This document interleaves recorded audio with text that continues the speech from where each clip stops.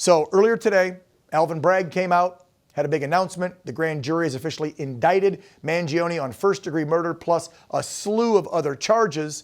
And I want to get your thoughts on the charges, but then I want to delve into the double standard about guns and people and shooting people, because these two shootings couldn't be polar opposite, yet the left is demonizing one and glorifying the other. But first, let's go to the charges on Mr. Mangione, Bob.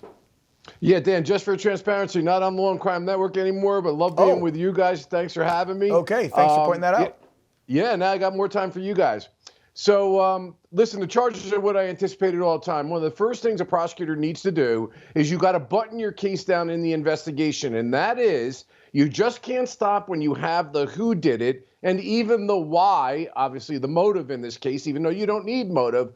But that's where a lot of times prosecutors and police wind up getting in a rabbit hole and go down a bad path. You need to now start eliminating defenses, being creative. Think about, what is the defendant's defense going to be? In my opinion, it's going to be a mental health defense, and it's also going to be hopefully jury nullification. That's the only way he's getting out of that. So prosecutors right now, I am sure, are building a profile and getting expert witnesses to show that there is not a lawfully legitimate legal defense like insanity or not guilty by reason of insanity or what we call diminished capacity. And all that really means is that he knew what he was doing, he planned what he was doing, he executed, no pun intended, on the plan to do it, and he fled, which all showed that he knew the difference between right or wrong. Now, if you want to get into the next piece, which is the piece of public opinion, that's the next part I'm worried about as a prosecutor, because now I'm looking at, okay, I know who did it. I know the motive why they did it. I'm eliminating the defenses they may have.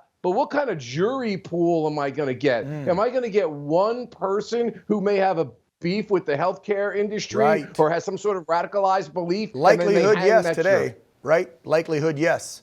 I mean, think about how pissed off Americans are with the healthcare and big pharma industries.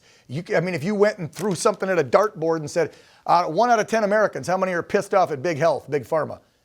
It'd probably be about 8 out of 10.